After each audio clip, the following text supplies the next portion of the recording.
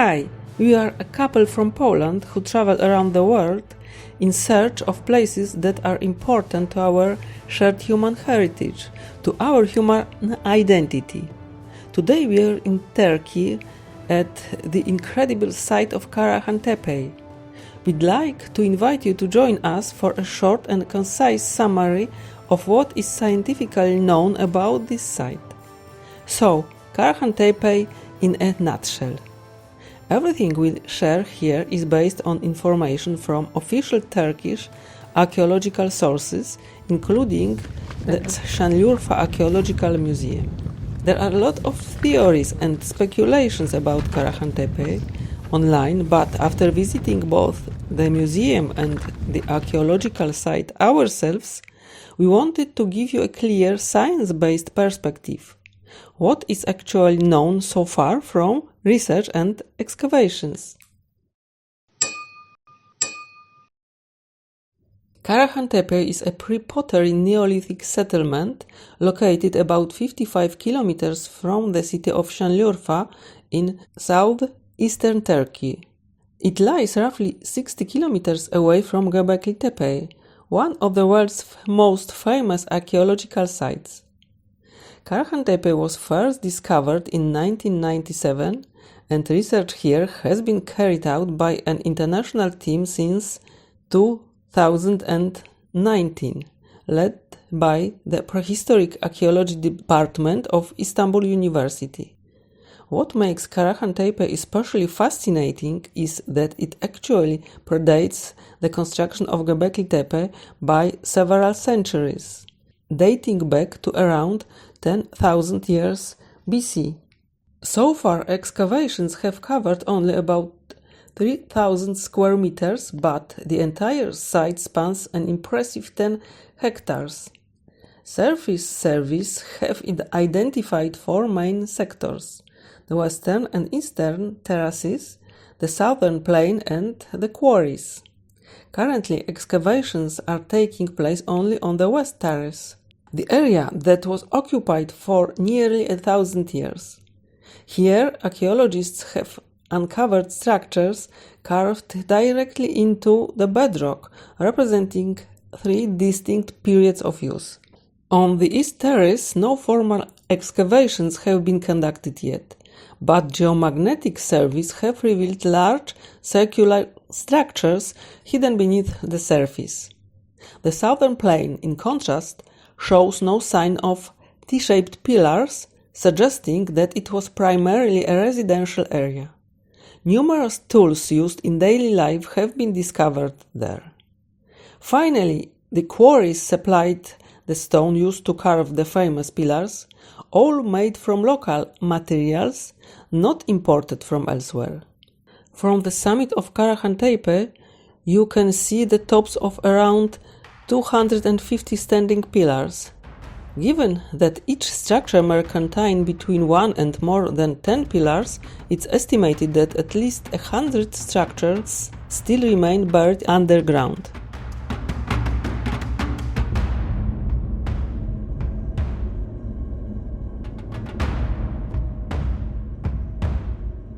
The earliest phase of the west terrace centers around a large communal building known as Structure AD, surrounded by two others, Structure AB and Structure AA, which also appear to have served communal purposes.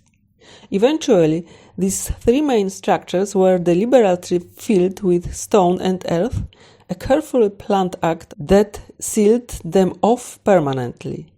Before they were buried, fragments of animal carvings and crushed human statues were placed inside. Structure AD, the main building on the western terrace, was built directly into the natural bedrock. The builders leveled and cut the stone to create a circular space roughly 23 meters in diameter. The western wall is carved straight from the bedrock, while the rest was built creating stone walls. Over time, the diameter of the structure became smaller as new walls were added. To make sure seating space wasn't lost, the benches inside were rebuilt with two levels and the pillars were moved closer to the center. Later, the gaps in the walls were filled in.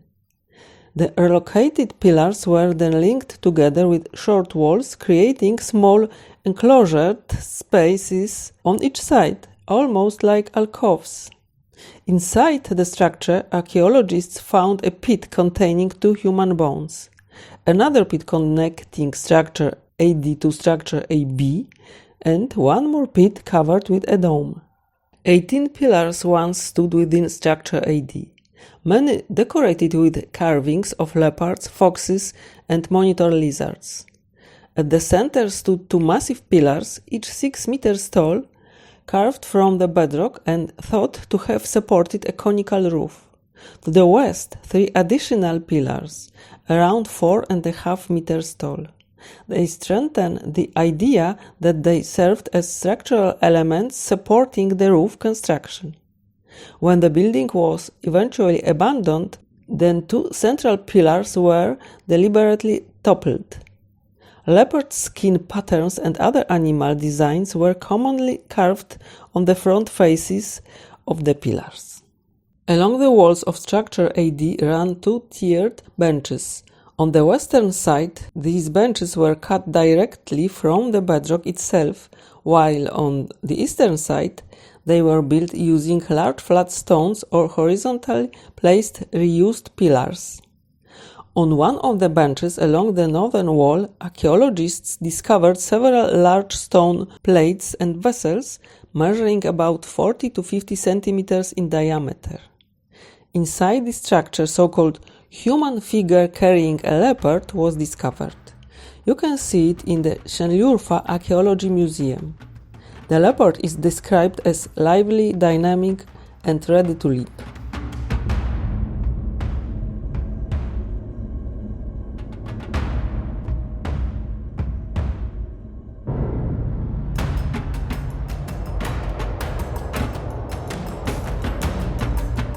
Another, somewhat similar statue comes from Karahan Tepe. However, the animal here is, well, maybe a bear?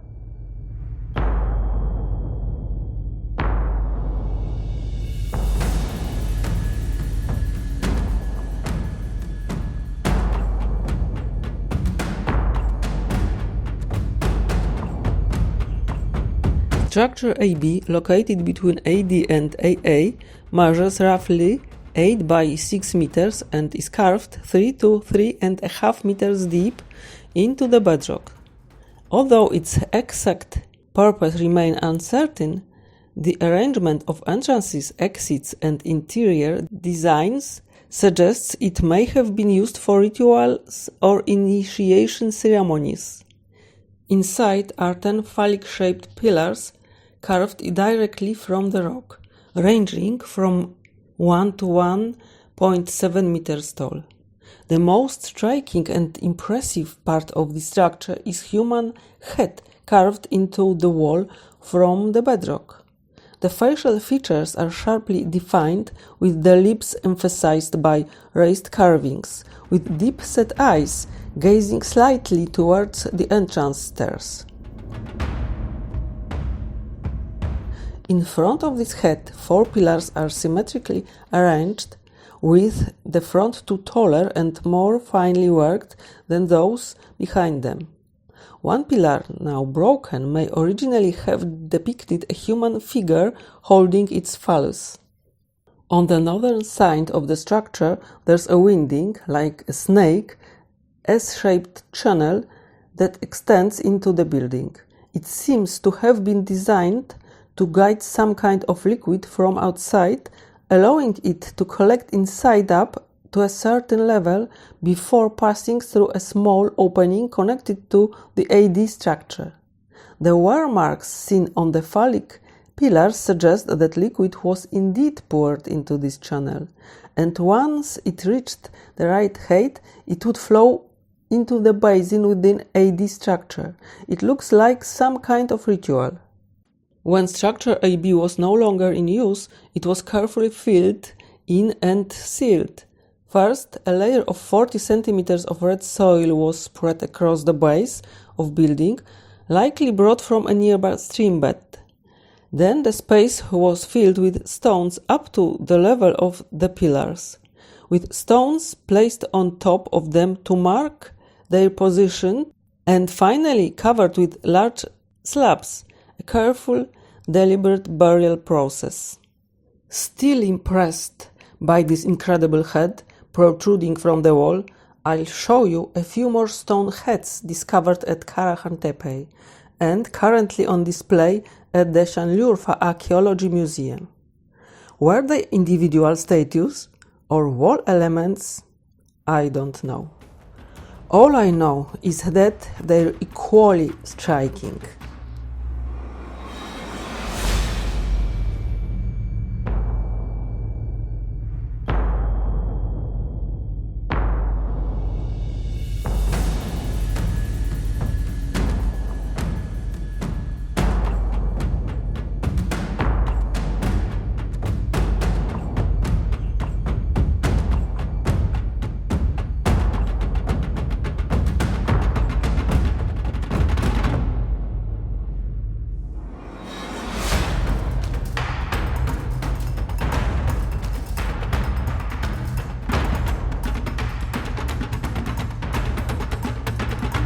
Structure AA nearby is shallower and may have been left unfinished. It's notable for a bench carved with snake and fox motifs and for a deep stone-filled pit on its northern side. It's believed this structure was once roofed as well.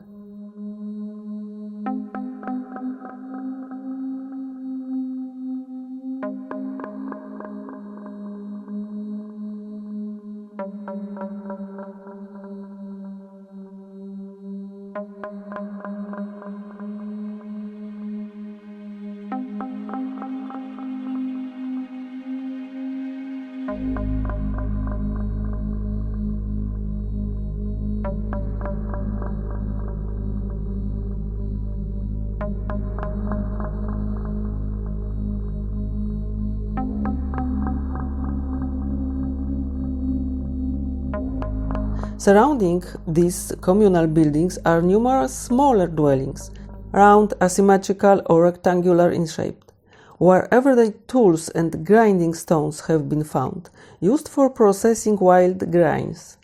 Some houses had stone-paved floors and small T-shaped pillars similar to those in the communal spaces.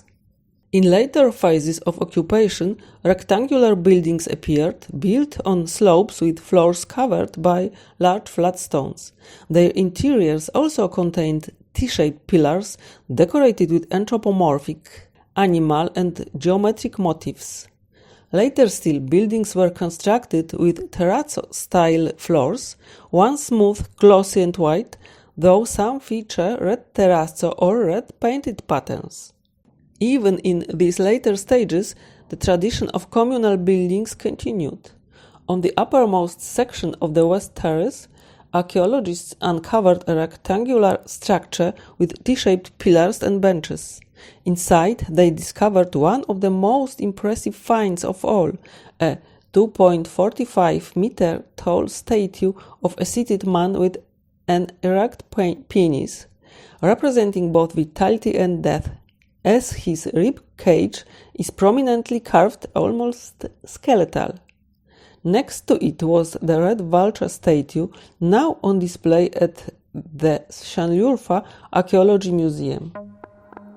Vultures are also a common and impressive motif at Göbekli Tepe and even at Çatalhöyük. The Şanlıurfa Archaeological Museum, of course, has vulture figures and carvings, but take a look at this figure from Karahan Tepe. It's similar to the one at the site. It's also sitting and has prominent ribs.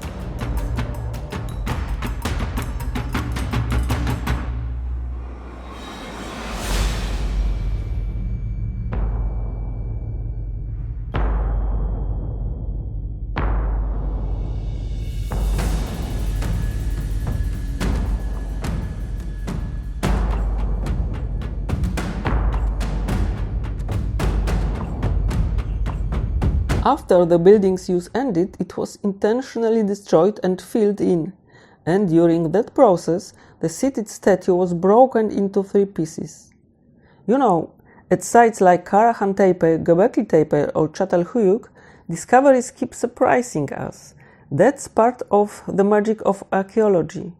And between our visit to Karahan Tepe and the release of this video, a new revelation has emerged.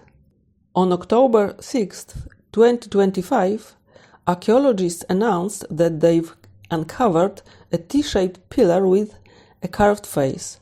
While it's long been recognized that these pillars have anthropomorphic features, this is the first time a full facial representation has been confirmed. According to Turkey Today, the sculpture is dated to approximately 12,000 years ago. Watching the article on the Turkey Today and especially a video released by the Turkish Ministry of Culture and Tourism, it appears that this face may sit atop a pillar located within a domestic space. If that's accurate, then these T-shaped pillars in homes may have held symbolic or spiritual significance, in addition to structural function. Of course, that's my interpretation. I may have misread the setting in the minister's short video. What do you think? That's it for today's episode. Thanks so much for watching. If you enjoyed this video, don't forget to subscribe. We've got plenty more stories about ancient sites and human distant past, which will appear on YouTube soon. See you in the next one, or out there on the trail.